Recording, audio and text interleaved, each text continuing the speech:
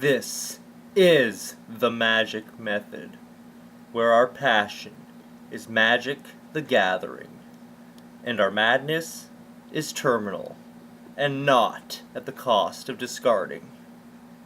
Welcome to the magic method.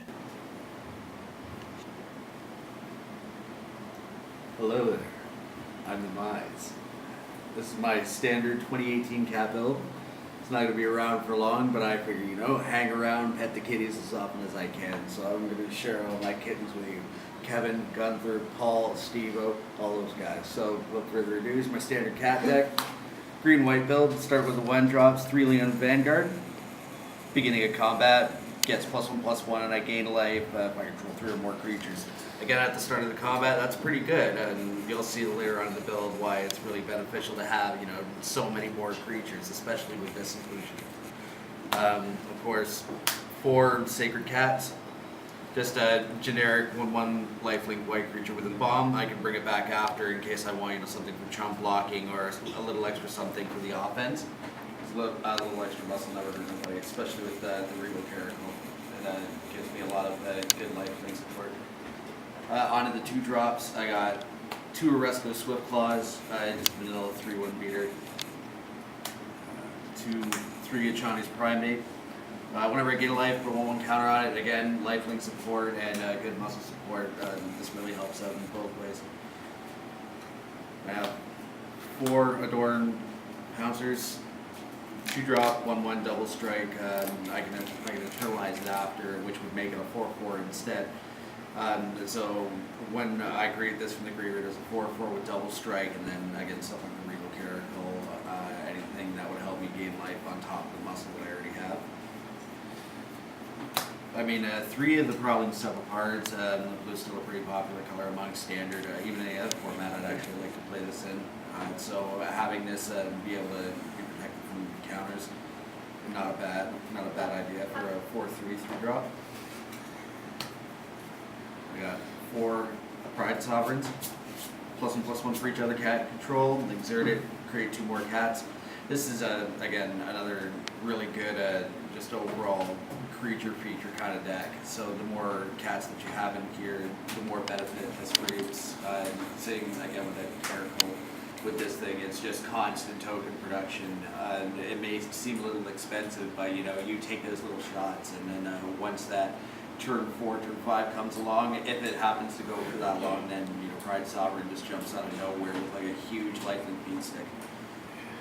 And then again, like I mentioned a few times, play set of Regal Caracals, 5-drop, other cats get +1/+1, puts 2 1/1 cat creature tokens onto the battlefield.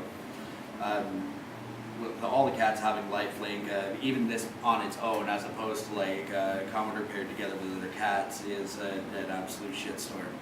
It's a constant spam, constant benefit. So all those little pokes you've been taking earlier on, even some of those bigger shots, it turns into just a benefit from the future point.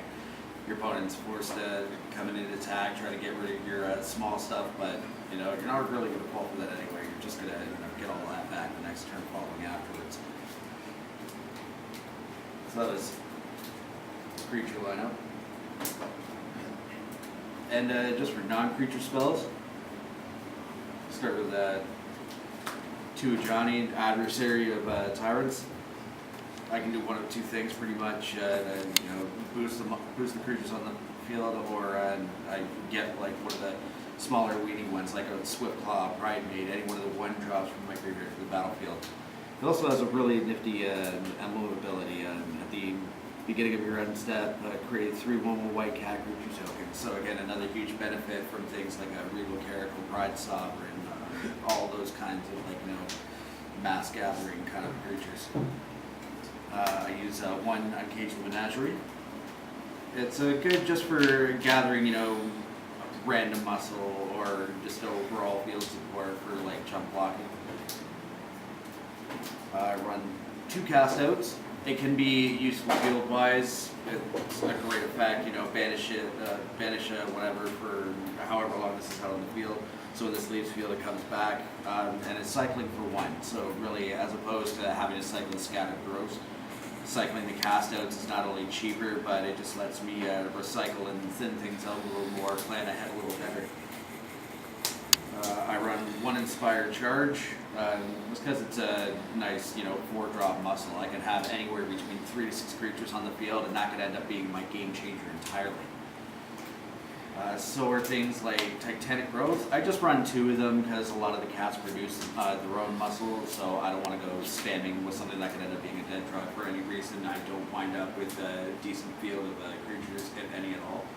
So at the very least, I want to have this available for when creatures happen to,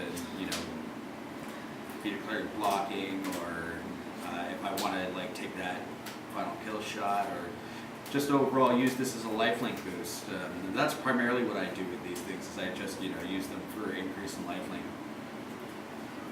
And so the last 3 or 3 Mighty Leaps gives my cats flying, so it can protect against some of those beefier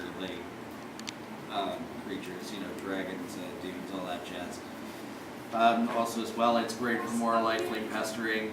I really enjoy using spells like that with things like the Regal Caracal, the Adoran Pouncer even, because the double strike is just monsters.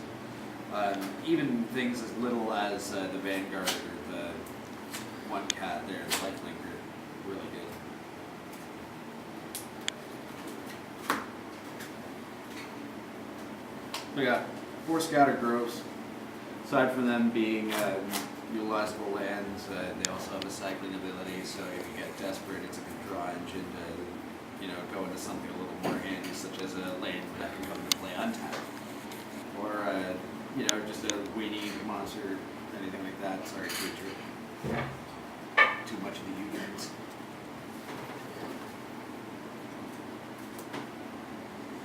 I just have 3, 6, 8 planes.